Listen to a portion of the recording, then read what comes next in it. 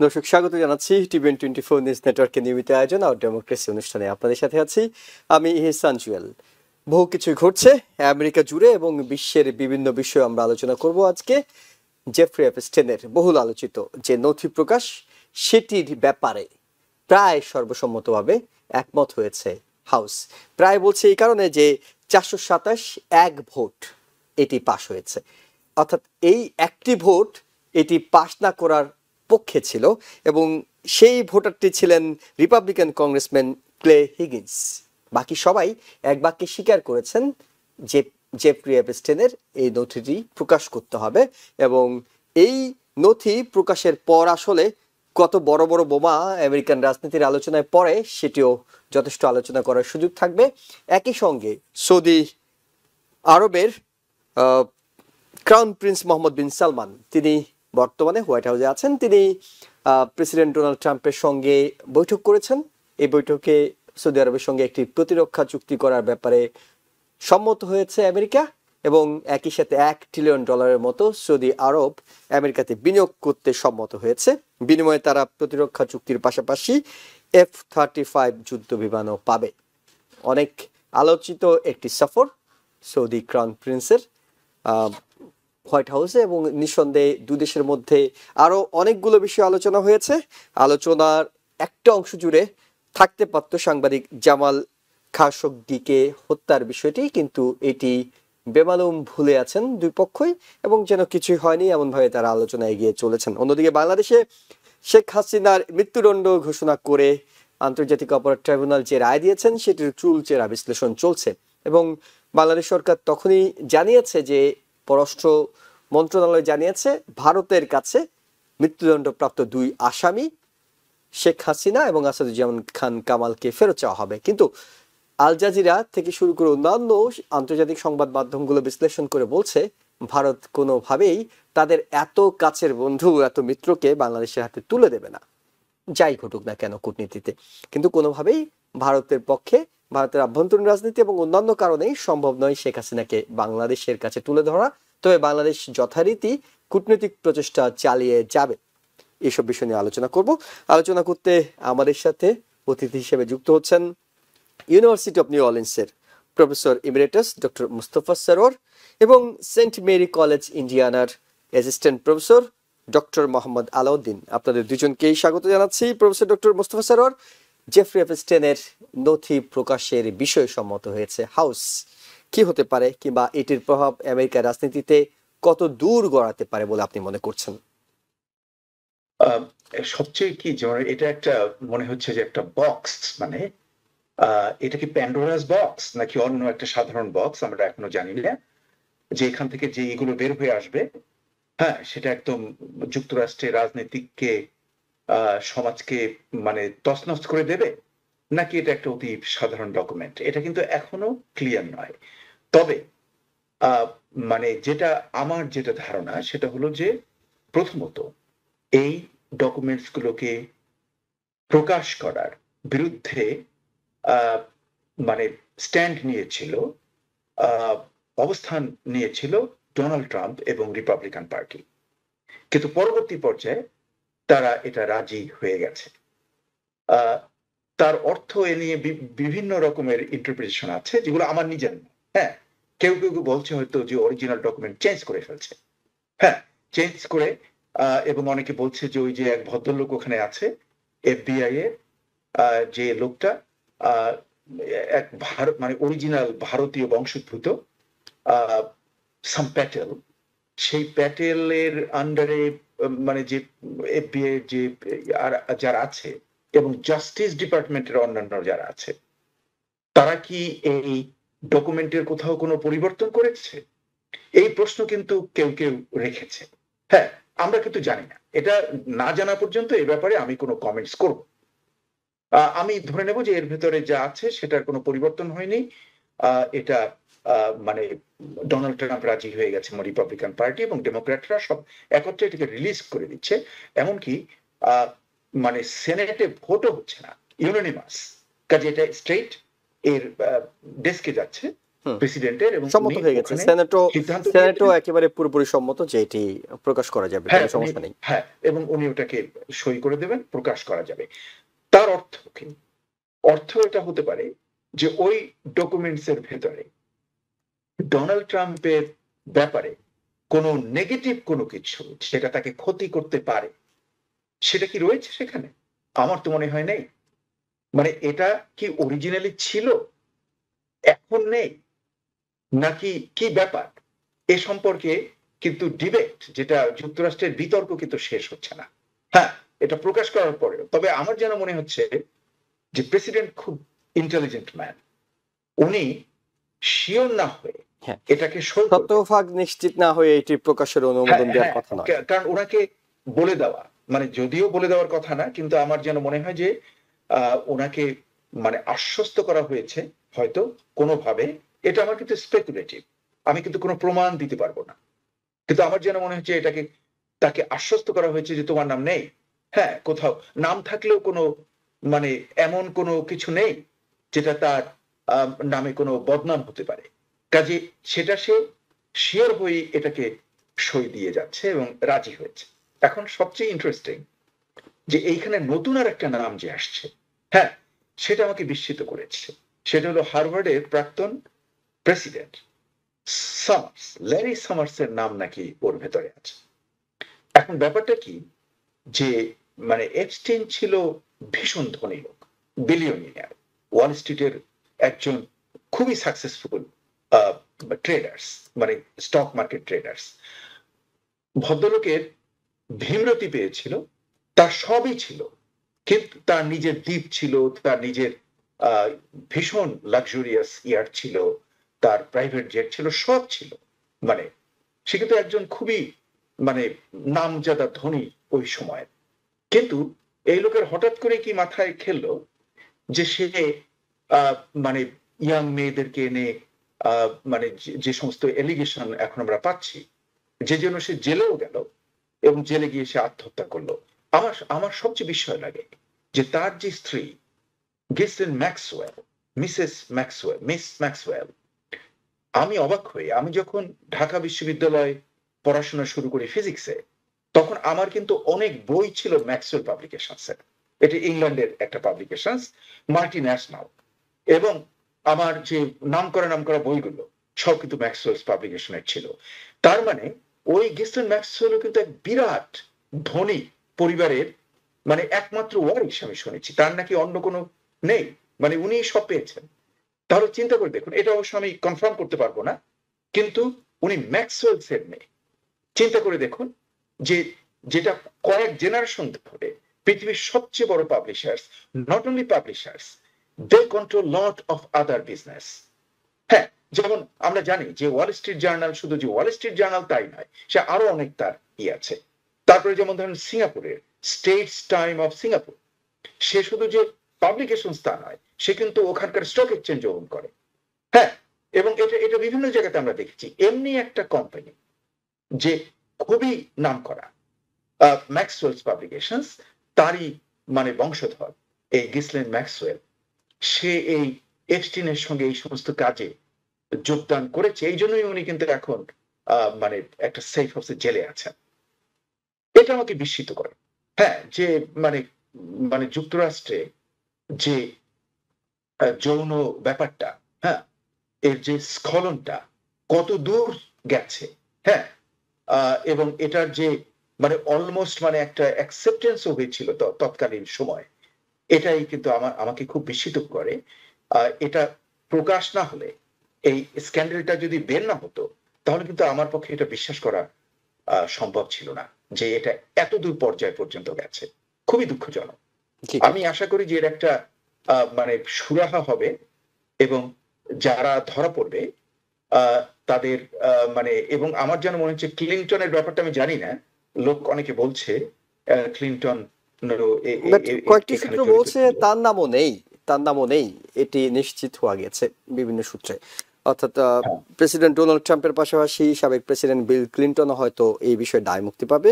Doctor Mohammad Alauddin, যেটি আপনার কাছে জানতে চাই সেটি হলো, খুব দ্রুত বিষয়গুলো ঘটছে, অনেক দিন ধরে এই বিষয়টি নিয়ে আলোচনা ছিল, কিন্তু শেষ পর্যন্ত কি হবে সেটি জানা যায়নি, কিন্তু আজকে এমন ভাবে এটি হাউসে পাশ হয়ে গেল, সেনেটে একমত হয়ে গেলেন জনথন মেজরিটি লিডার, তিনি বলছেন আগামী কালকে হয়তো এটি প্রকাশ হয়ে যেতে পারে, প্রেসিডেন্ট এটি পেয়ে যাওয়ার সাথে সাথে তিনি স্বাক্ষর করে দেবেন, অর্থাৎ সবকিছুই একেবারে ক্ষেত্র প্রস্তুত।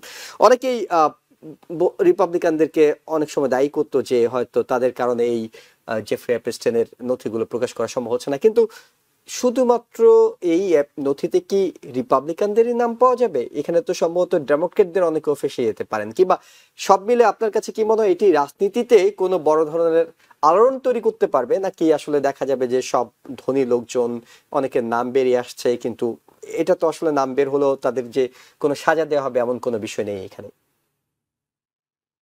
হ্যাঁ, ধন্যবাদ জুয়েল। আহ, আমি হচ্ছে যে প্রথমত হচ্ছে যে আমাদের মুস্তফা সরোয়ার ভাই যেটি বলছেন যে প্যান্ডোরার বক্স নাকি অন্য কিছু, sort of black box as well, যে এইটা আসলে আজকে যেই ইয়েতে আপনার সংসদে যে ভোটের মাধ্যমে যে পাশ হলো, এটা একটা নজিরবিহীন ঘটনা যে অনলি ওয়ান মানে vote against, the majority voted, all everyone voted for it.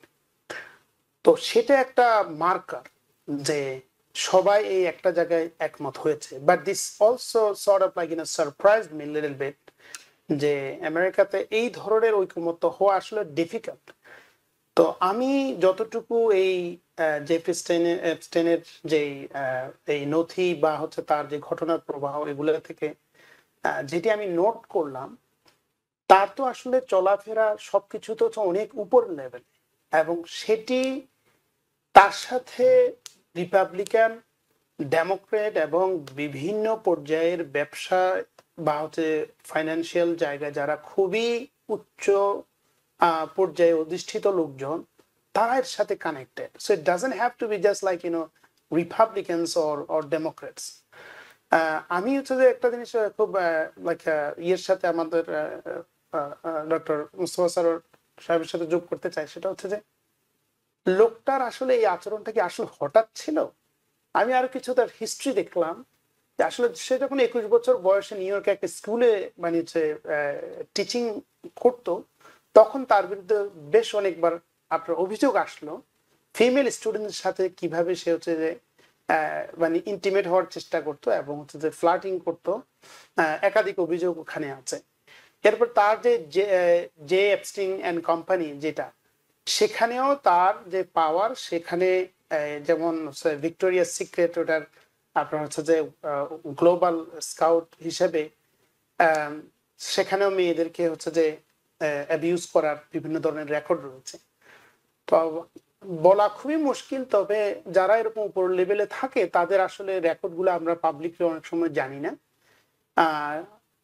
তার মানে হচ্ছে তার আসলে পেছনেও রেকর্ড আছে, কিন্তু যে নথিতে 2002 থেকে 5-এর মধ্যে যে সময়টা উল্লেখ করছে, এর মধ্যে বেশ অনেকগুলো কিন্তু আমি যে মায়ামি হেরাল্ডে একটা রিপোর্ট পড়ছিলাম, সেখানে বলছে যে প্রায় 80 ভিকটিমস তারা ইনফরমেশন পেয়েছে, এর মধ্যে 60 ভিকটিমস তারা আইডেন্টিফাইড করতে পেরেছে। So this is actually very very serious thing. তো আমি যেটি দেখতে পাই এখানে, যে একটা জিনিস আপনাদেরকে মনে করা যে 2017 সালে মি টু মুভমেন্ট চালু হয়েছিল হলিউড থেকে, যেখানে হচ্ছে যে হার্ভি ওয়েনস্টিন, তার বিরুদ্ধে প্রায় হচ্ছে যে 80 ভিকটিমস এর অ্যাকাউন্ট ছিল মানে সেক্সুয়াল অ্যাবিউজের। এবং আপনি দেখেন অ্যারাউন্ড দ্য সেম টাইম, যে যখন হার্ভি ওয়েনস্টিন অ্যারেস্ট হয়েছে তার 1 বছর পরে কিন্তু জেফ্রি অ্যাপস্টিন অ্যারেস্ট হয়েছিল। তো আমি দুটো জিনিস আমি এখানে দেখতে পাই। একটা হচ্ছে যে একটা পাবলিক প্রেশার বা পাবলিক আপনার আউটরিচ, যেটা আগে আসলে এই লেভেলে কখনো হয়নি, সেটার একটা রেজাল্ট দেখা যাচ্ছে যে খুবই পাওয়ারফুল লোক হলেও তার বিরুদ্ধে আসলে এখন হচ্ছে মুখ খুলছে অনেক। এটা হলো একটা ইন্টারেস্টিং ডেভেলপমেন্ট এই সময়কাল। দ্বিতীয় যে বিষয়টি, সেটি পলিটিক্যাল যে ঐকমত্যটা আমি দেখছি সেটি পজিটিভ।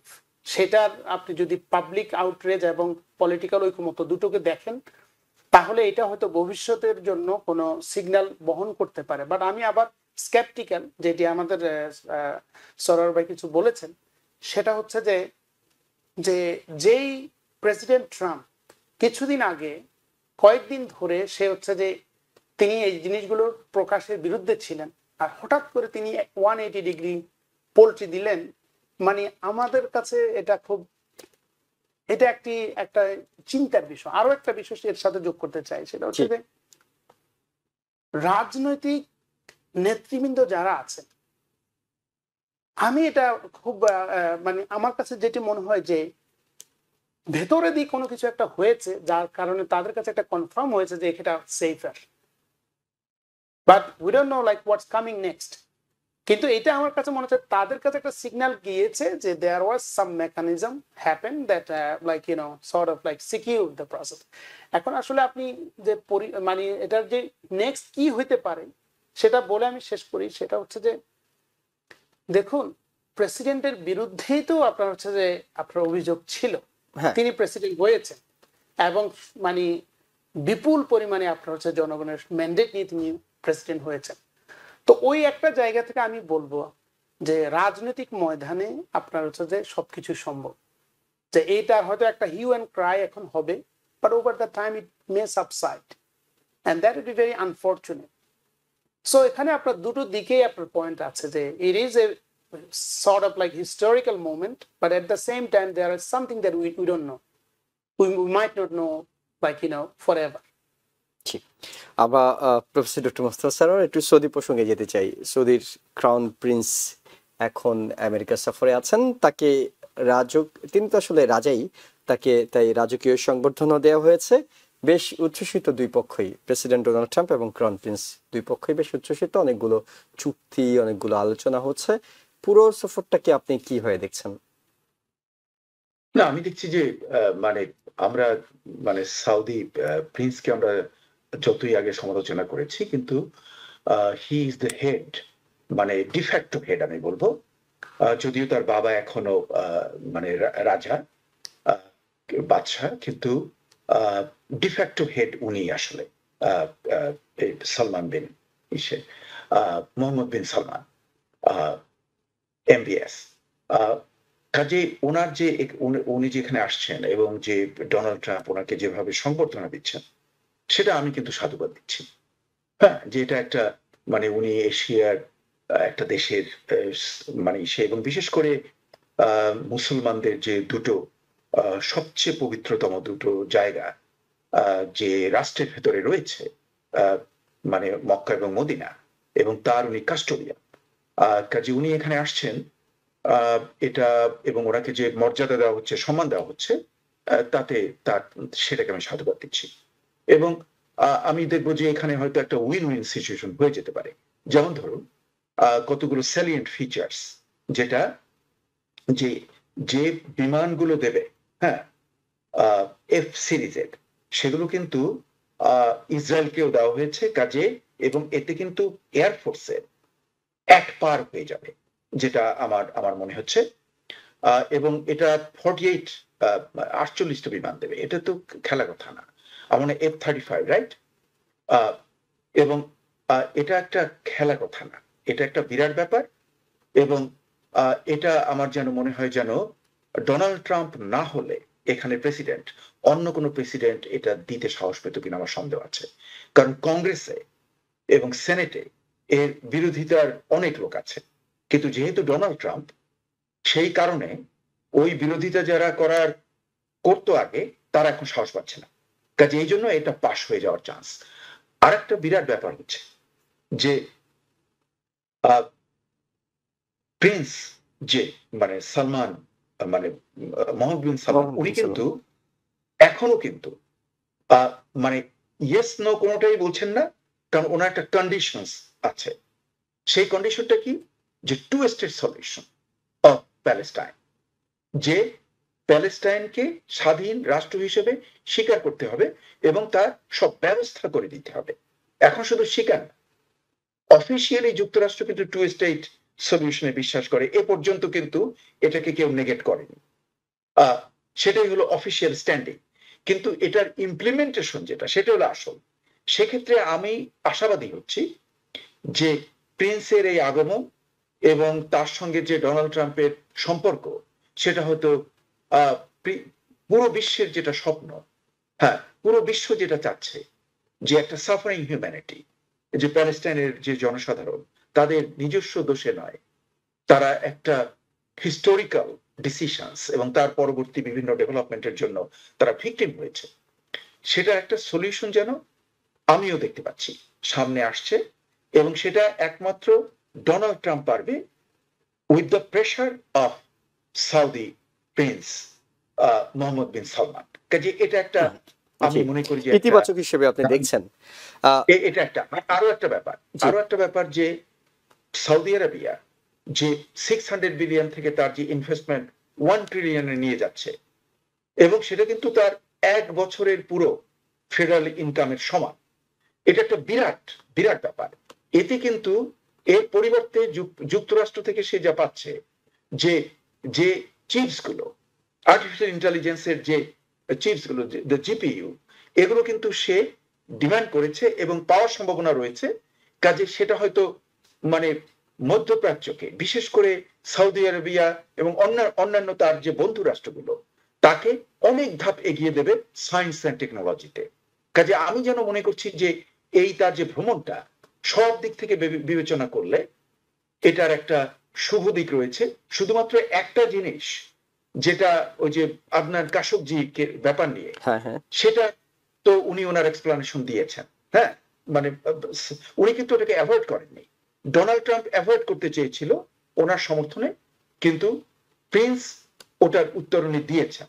এখন কথা হলো যে এই উত্তরের কতটা সত্য, কতটা মিথ্যা, সেগুলো তো আমরা বুঝতে পারবো না, এর বিভিন্ন দিক রয়েছে। কিন্তু আমার যেন মনে হচ্ছে যে আমরা তো কাশুকজিকে আর ফেরত পাবো না। হ্যাঁ, I think we should move forward. এবং এবং বিশেষ করে যদি সৌদি আরবিয়া এবং যুক্তরাষ্ট্রের সঙ্গে বন্ধুত্বের সুবাদে যদি প্যালেস্টাইন রাষ্ট্র হিসেবে চলে আসে, হ্যাঁ, এবং মধ্যপ্রাচ্যে যদি টেকনোলজিক্যাল বিপ্লব আসে, তাহলে আমি তো মনে করি যে এই ভিজিটটাকে আমি খুবই হাই রেট দেব, এবং আমি একে সাধুবাদ দিচ্ছি সবাইকে। ওকে। ডক্টর মোহাম্মদ আলাউদ্দিন, আমরা সময় খুব বেশি পাবো না, অল্প করে শুনে আপনার কাছ থেকে এটা বিরতিতে যাব। সেটা হলো যে আমরা জানি ডোনাল্ড ট্রাম্প চাইলেই পৃথিবীতে অনেক কিছু হয়। আবার সৌদি আরবও যদি চায় মুসলিম বিশ্বের নেতা হিসেবে কিংবা মধ্যপ্রাচ্যের একটা শক্তিশালী দেশ হিসেবে, তারা চাইলেও অনেক কিছু হয়। সেক্ষেত্রে দুজনই যখন একত্রে চায়, ডোনাল্ড ট্রাম্প এবং ক্রাউন প্রিন্স যদি দুজনই একত্রে চায়, যে বিষয়গুলো চায় তারা একত্রে, সেটি তো নিঃসন্দেহে সবার জন্যই ভালো হওয়ার কথা। আপনার কাছে কি মনে হয়? আপনি প্রথমে যেটি বলছেন যে আপনার সৌদি আরব এবং হচ্ছে যে আমেরিকার প্রেসিডেন্ট, আর ওখানে হচ্ছে যে এমবিএস, তারা নিঃসন্দেহে ক্ষমতাবান ব্যক্তিত্ব, কোনো সন্দেহ নেই। এখন তারা চাইলে অনেক কিছু হয়, কিন্তু প্রশ্নটা হচ্ছে তারা দুটো প্রশ্ন। একটা হচ্ছে তারা কি চান, আর তারা আসলে চান কিনা। ডক্টর সরোয়ার সাহেব বলছেন যে যেমন হচ্ছে যে তার টু স্টেট সলিউশনের বিষয়ে both parties sort of like on the same page। তো সেটা তো আসলে আমরাও চাই, এবং দুনিয়ার বহু দেশ এবং মানুষ চায়, এবং ডোনাল্ড ট্রাম্প চাইলে সেটি হয়। কিন্তু আমরা খুব আশঙ্কা করছি যে আপনার সিজ ফায়ার এগ্রিমেন্ট হওয়ার পরে এই পর্যন্ত কতটা বার আপনার হচ্ছে যে ইসরায়েল তার যে সিজফায়ার যে এগ্রিমেন্ট, সেই এগ্রিমেন্ট সে ভায়োলেট করেছে। আপনি যখনই আপনি খুলবেন সুনির্দিষ্টভাবে আল জাজিরা, আপনি দেখবেন যে every day people are being killed. দেখেন, এবং মাঝে মাঝে আমাদের মানে হচ্ছে ডোনাল্ড ট্রাম্প উনি নিজেও সেটাকে সাপোর্ট করেন বিভিন্নভাবে। সো বিষয়গুলো আসলে অতটা আপনার হচ্ছে যে সাদা চোখে দেখার সুযোগ খুবই কম। আমি যেটি দেখতে চাই সেটি হচ্ছে যে প্রথমত এই মিটিং এর তাৎপর্যটা হচ্ছে যে মোর হচ্ছে ইকোনমিক। আপনি দেখেন যেখানে হিউজ আপনার হচ্ছে যে ইকোনমিক ট্রানজাকশনের বিষয়টা আসছে, ফাইটার জেটের কথা আসছে। দেখুন, ফাইটার জেট আপনার হচ্ছে যে ইসরায়েলকে দেওয়া হয় এবং সেটি সৌদি আরবকে দেয়া হয়। কিন্তু প্রশ্নটা হচ্ছে যে মানে এই যে দুইটা দেশকে একই আপনার মডেল দেয়া হয়, সমস্ত ফিচার গুলো কি একই রকম থাকে?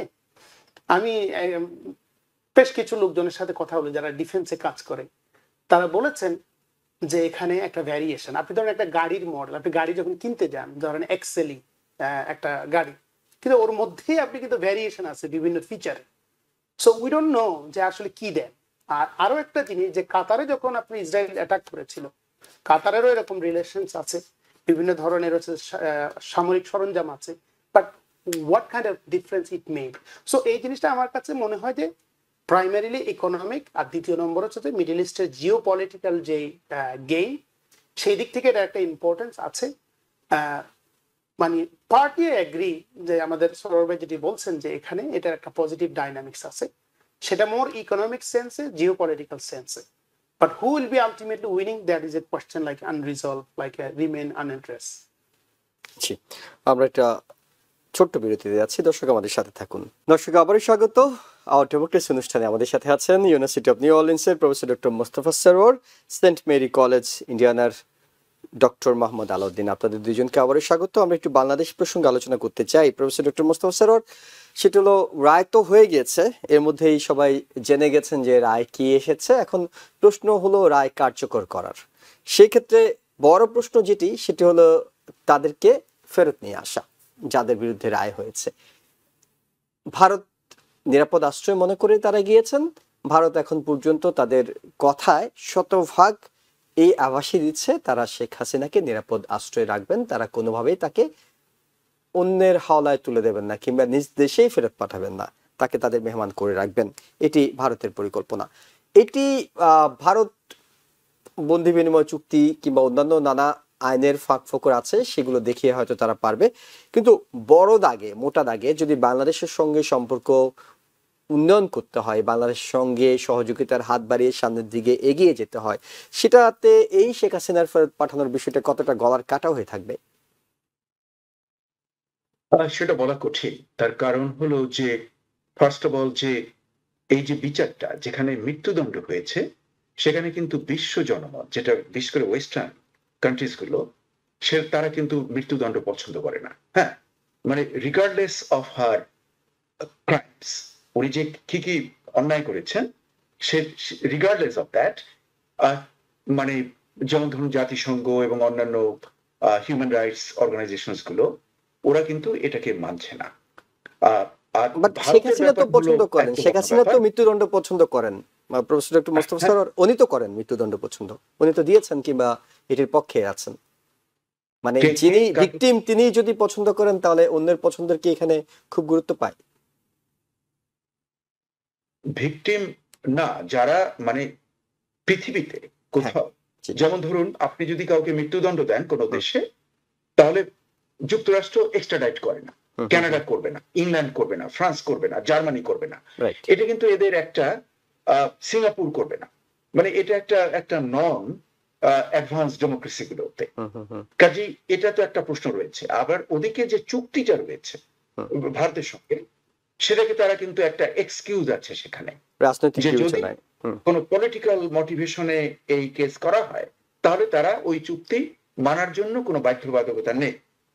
আর এছাড়াও আমরা জানি যে ভারতের সঙ্গে হাসিনার অন্যরকম সম্পর্ক, দারুণ মধুর সম্পর্ক। ভারত কখনো হাসিনাকে দেবে না। সেখানে যদি কোনো আইনও ভঙ্গ করতে হয়, they will do that at ease. কাজেই এই যে ভার্ডিক্ট হলো, এর ইমপ্লিমেন্টেশন সুদূর পরাহত, এটা হবে না।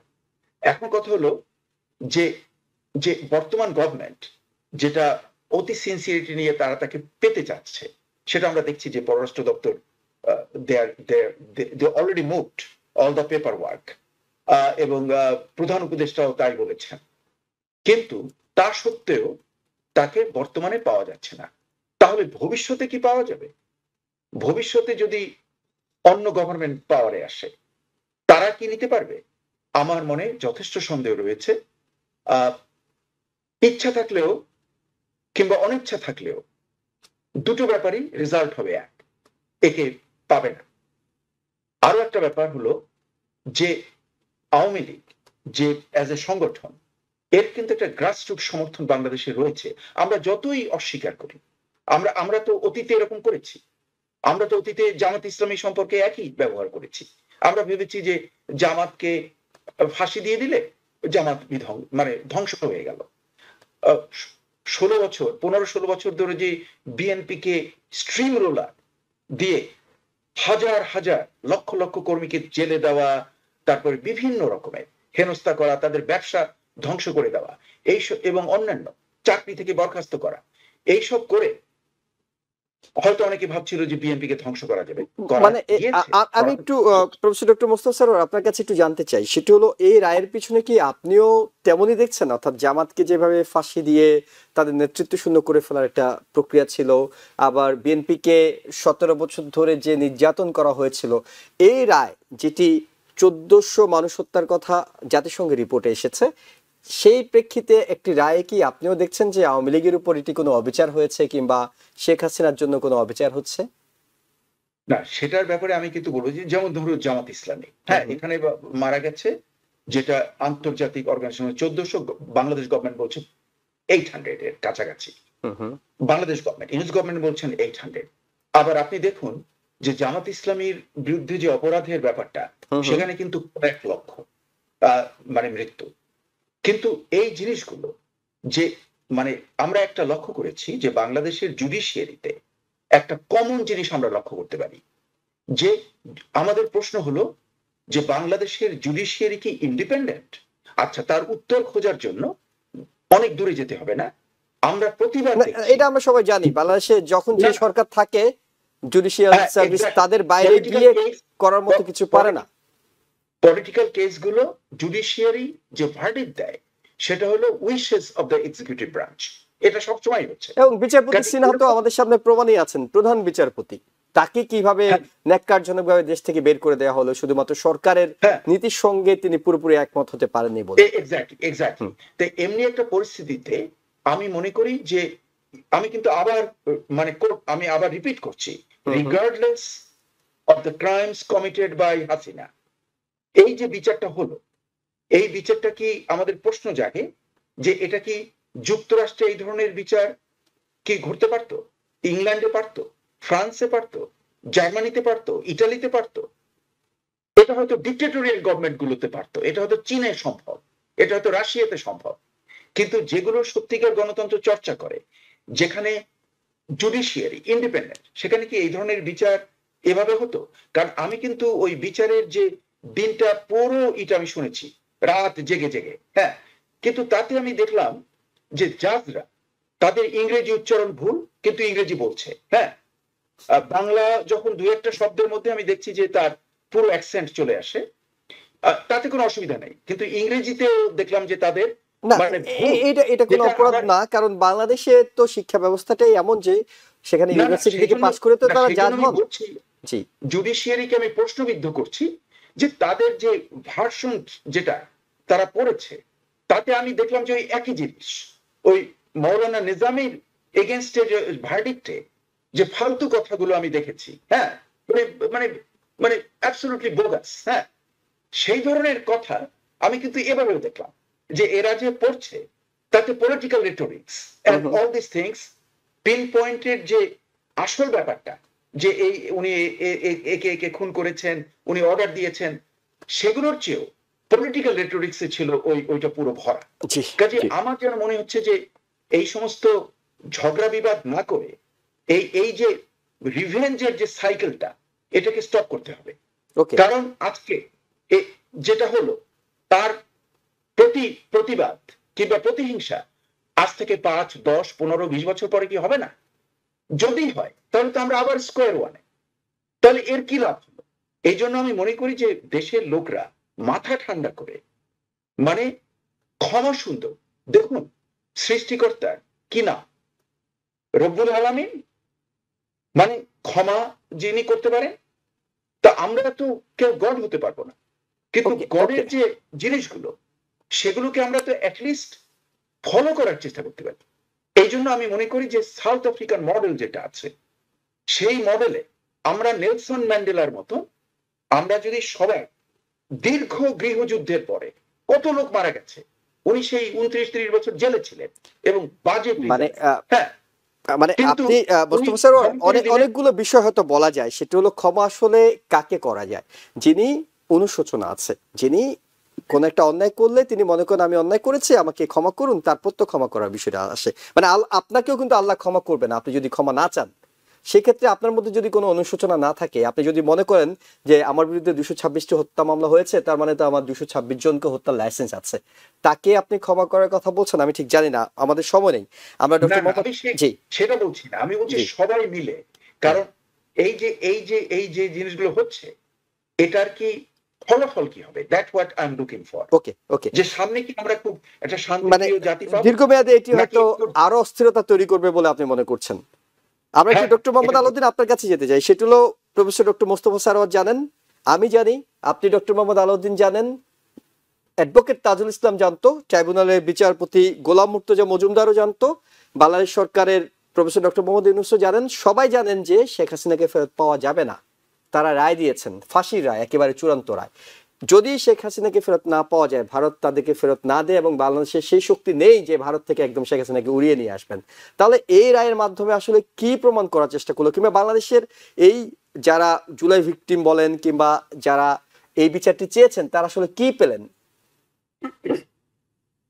প্রথমত হচ্ছে যে আপনাকে এখানে তো আসলে খুব কম সময়, আমি জাস্ট জি, সময় খুব কম আছে, এই জন্য হচ্ছে যে দেখুন, আপনার জাতিসংঘের রিপোর্ট বা হচ্ছে ইউনিস গভর্নমেন্ট সংখ্যাটা যেটি হোক, যে হত্যাকাণ্ড এবং ব্রুটাল আপনার হচ্ছে ক্র্যাকডাউন হয়েছে, এটি মোটামুটি ভাবে আপনার হচ্ছে যে প্রমাণিত। এতে কোনো আপনার হচ্ছে যে আপনার কোনো ঘাটতি নেই আমি বলবো। ইভেন ফরেন্সিক এভিডেন্স নিয়ে অনেক কথাবার্তা হচ্ছে। তো আমি যেটি বলতে চাই যে এইরকম একটা আপরাইজিং এর পরে যখন একটা গভর্নমেন্ট ফর্ম করে, এইটা তার একটা দায় থাকে এই বিচার কার্যটা পরিচালনা করা। আপনি দেখেন সরোয়ার ভাই বলছেন যে এটা আসলে অন্য দেশে এভাবে হতো না। আমি জাস্ট একটু বলবো যে আসলে অন্য দেশে একটা গণতান্ত্রিক সমাজে এই ধরনের হত্যাকাণ্ড হওয়ার কথা না, বিচার তো পরের বিষয়। তো সেটা একটা বিষয়। এখন কিন্তু এরপরেও আপনি যদি দেখেন যে বাংলাদেশে যদি কোনো একটা পলিটিক্যাল গভর্নমেন্ট থাকতো, একটা যদি রাজনৈতিক সরকার থাকতো, তাহলে কিন্তু এই বিচারটা কিন্তু আপনার আমরা এখন যেভাবে দেখেছি এটা করে ফেলছে, সেটা হয়ে যেত না। আমি যেটি বলতে চাই সেটি হচ্ছে যে এখানে আপনার এই গভর্নমেন্টের একটা one of the prime responsibility ছিল, সেই জায়গাটা সে সার্ভ করার চেষ্টা করেছে, সেই জিনিসটা সম্পন্ন হয়েছে। এইটা হচ্ছে একটা দিক। তাকে এক্সট্রাডাইট করার, শেখ হাসিনাকে ওখান থেকে এক্সট্রাডাইট করার বিষয়টা, এটাই সরোয়ার ভাই বলেছেন, দিস ইজ ভেরি কমপ্লিকেটেড এবং মোস্টলি এটা করা যায় না। তার উপরে ইন্ডিয়া তো একটা আঞ্চলিক একটা পরাশক্তি। আমি যেই জায়গাটাতে আমি কনসার্ন থাকবো সেটা হচ্ছে যে হ্যাঁ, এটি বাংলাদেশে আমাদের যে রাজনৈতিক যে পোলারাইজেশন বা আমাদের যে বিভেদ এবং দ্বন্দ্ব, সেটিকে মানে এখানে প্রশমিত করবে না, এটা বরং থেকে যাবে। কারণ আওয়ামী লীগের একটা স্ট্রং বেজ আছে বাংলাদেশে, কোনো সন্দেহ নেই। কিন্তু যে প্রশ্নটা মোস্তফা ভাই এখন করছেন, বা যে আশঙ্কাটা উনি করছেন, এই আশঙ্কাটা আসলে যখন আওয়ামী লীগ যখন হচ্ছে যে ইন্টারন্যাশনাল ক্রাইম ট্রাইব্যুনাল করেছিলেন এবং যে মুক্তিযুদ্ধের যে মানে বাণিজ্যটা তারা করেছিলেন, যে বিভাজনটা তারা যে এইভাবে স্ট্রংলি এটা বাংলাদেশে প্রেজেন্স করেছেন, এবং যেটার মেকানিজম ইনক্লুডিং দ্য মিডিয়ার role in crack in making that, সেটা এখন আসলে ওইখানে স্টপ হওয়া দরকার হয়নি। আজকে দেখেন 1001 জনের বিবৃতি, what does it mean? So আপনি সৌরভ ভাই যেটি বলছেন ওইটাকে এটা প্রমাণ করে যে এটি যায়নি। আমার ব্যক্তিগত টেক যেটা, যে এই বিচার কার্যের জায়গায় দুটো প্রশ্ন আমি রাখবো, সেটা হচ্ছে যে বিচারক কে, সেটি আমার কাছে কম প্রশ্ন। আমার কাছে প্রশ্ন হচ্ছে তার সবারই পলিটিক্যাল অ্যাফিলিয়েশন আছে। দুটো জায়গায় প্রশ্ন, একটা হচ্ছে প্রসিজার, যে তারা যে প্রসেসে করছেন প্রসিজারাল যদি উইকনেস থাকে, then it will be question today or tomorrow. Second হচ্ছে যে আপনার উইকনেস অফ এভিডেন্স, সেটা যদি আপনার থাকে, সেখানেও আপনি হচ্ছে যে দেখবেন যে সেটাও আপনার এই বিচার প্রক্রিয়াকে প্রশ্নবিদ্ধ করবে।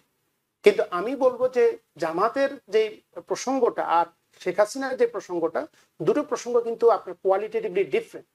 আপনার জামাতের বিরুদ্ধে যে সমস্ত অভিযোগগুলো নিয়ে এসেছে, এগুলো আসলে আমি ডেভিড বার্গম্যানের যে ব্লগ ফলো করতাম, এবং আপনারা যে কেউ এটা ফলো করতে পারেন, those are really really absurd, যেভাবে আপনার ফ্রেম করা হয়েছে, কথাবার্তা বলা হয়েছে, আপনার এভিডেন্স গুলো ইউজ করা হয়েছে।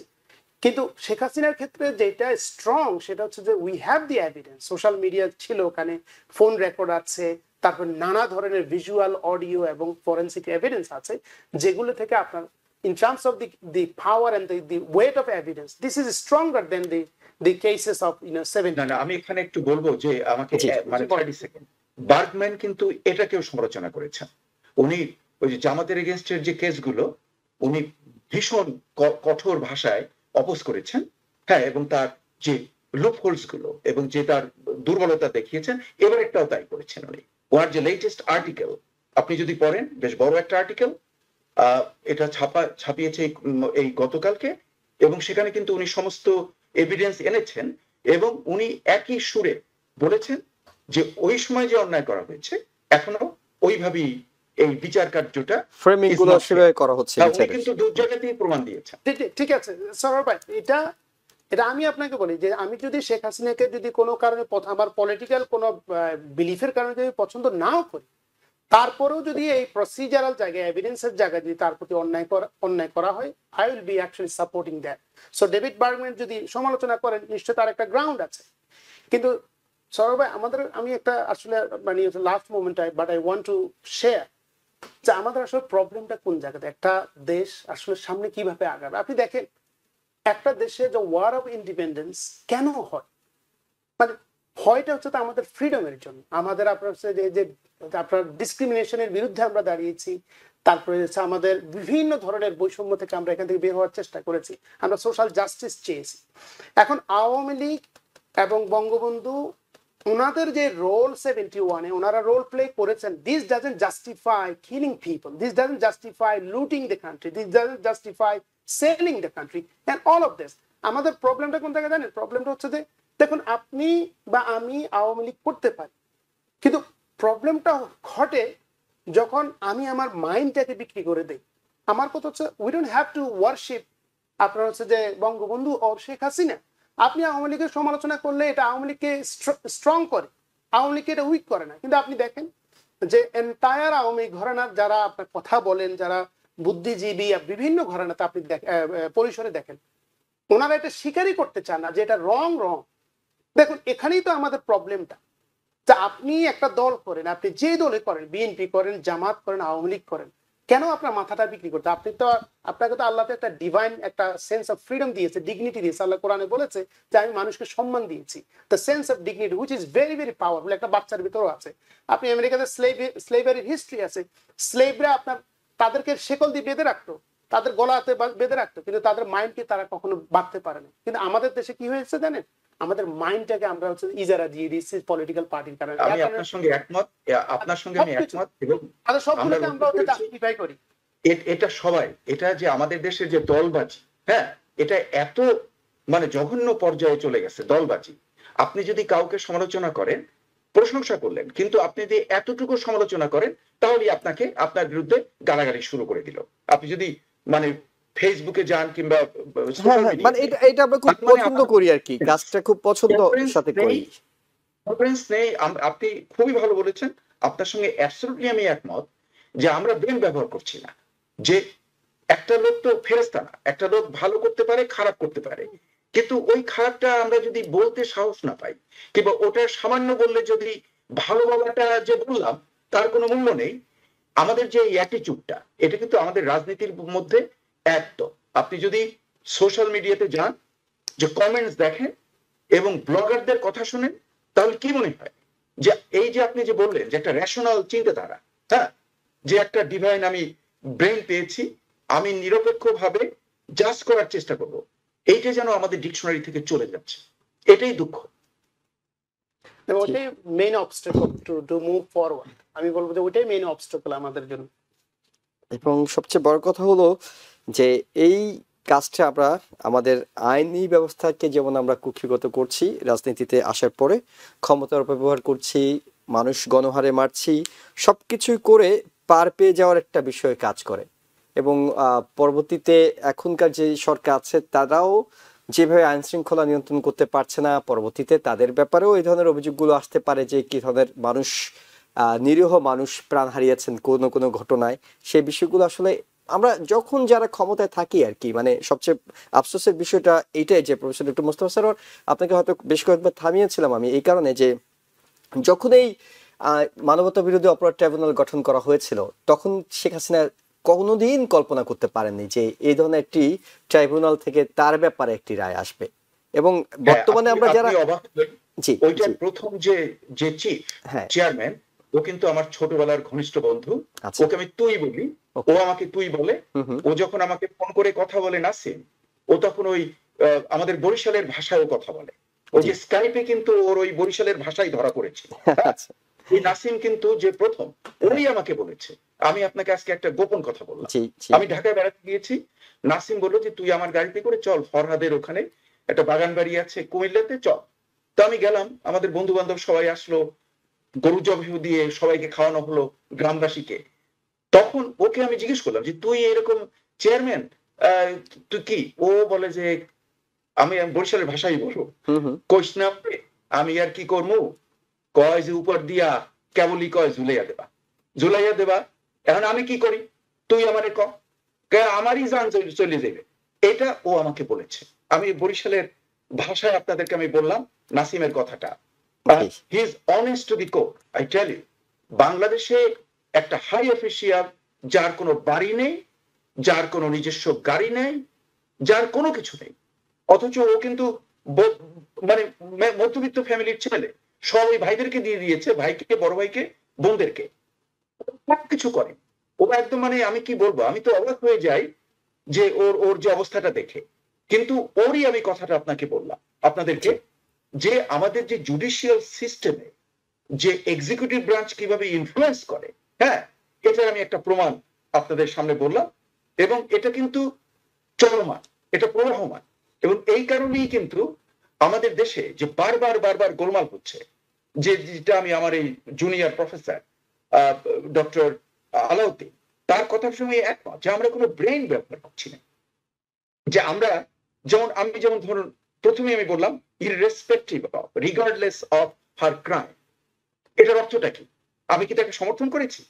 আমি তো প্রথমেই একটা কিন্তু ঢুকিয়ে দিলাম। হ্যাঁ, তারপরে বললাম যে জুডিশিয়াল ব্যাপারটা আমার কিছু প্রশ্ন রয়েছে। হ্যাঁ, কিন্তু দেখবেন যে তার দলের লোক আমাকে বলবে যে আমি অন্য দলের দালাল, আর অন্য দল বলবে আমি এই দালাল। হ্যাঁ, এই গালাগালি করবে। মানে আমরা আসলে ব্রেন ব্যবহার করি। আমি যেটা বললাম যে regardless of her crime committed by her, যে জাজমেন্টটা হয়েছে, আমি তার উপরে কমেন্ট করেছি। কিন্তু অনেক লিসনার যাদের মাথা জ্যাম হয়ে আছে, হ্যাঁ, এই যে ডক্টর আলাউদ্দিন যেটা বলছেন যে তারা তাদের বিবেক ব্যবহার করবে না, তারা আমাকে হয়তো গালাগালি করে বসবে। যে আমি তো নিরপেক্ষ ভাবে বলছি, আমি তো কোনো দলের লোক নই, আমি তো বিভিন্ন দলের সময় আই বিকেম এ ভিকটিম। হ্যাঁ, মানে আপনি সত্য কথা বললে আপনাকে আসলে সব দলই গালি দেবে, কারণ যার বিরুদ্ধে যাবে, এবং সাংবাদিকদেরকে এটা একটু বেশি খেতে হয়। যাই হোক, আমরা আসলে আমি কখনো কোনো লাভ পাইনি। বাংলাদেশ থেকে আমার যে এক্সপার্টিজ ছিল, আমি কনসাল্টিং করতে পারতাম, কিন্তু আমি decided never to get any money from Bangladesh government. আমি কোনো কনসাল্টিং করি। এই বঞ্চনাগুলো আসলে মানুষের মধ্যে ক্ষোভের জন্ম দেয়, এবং এগুলোই আসলে পরবর্তীতে আন্দোলনে মানুষকে নামায়। যেটি বলছিলাম যে এখনকার যারা প্রশাসন, তারা হয়তো এই ধরনের বিষয় থেকে যদি শিক্ষা নিতে পান, যেটি ডক্টর আলাউদ্দিনের কাছে জানতে চেয়েছিলাম, যে আসলে কি পেল, শিক্ষাটা যদি পায় অন্তত, যে অন্যায় করলে বিচার হবে যখনই হোক না কেন। 30 সেকেন্ড আমি একটা এর সাথে যোগ করি। আমি জানি আপনার টাইম অনেক, জি, অনেক বেশি সময় চলে গিয়েছে। হ্যাঁ, টপিক সেটা হচ্ছে, দেখুন, অবস্থাটা দেশে এমন হয়ে গিয়েছিল যে আওয়ামী লীগের রাজনীতি করা মানে একটা লাইসেন্স পাওয়া। আমার কাছে মনে হচ্ছে আওয়ামী লীগের লোকজন এটা স্বীকার করবে যে আসলে এটা লাইসেন্স পাওয়া। আমি জাস্ট আমার এলাকাতে বলি, এইসব গুলো আমরা জানি। অনেক ধন্যবাদ। আমরা আসলে সময় নিতে পারছি না, যে অন্যায় করেছে বলেই তো হয়তো এখন পস্তাতে হচ্ছে। এখন বর্তমানে যারা আছে তারা না করলেই সেটা হলো, তাহলে বাংলাদেশ ভালো থাকবে।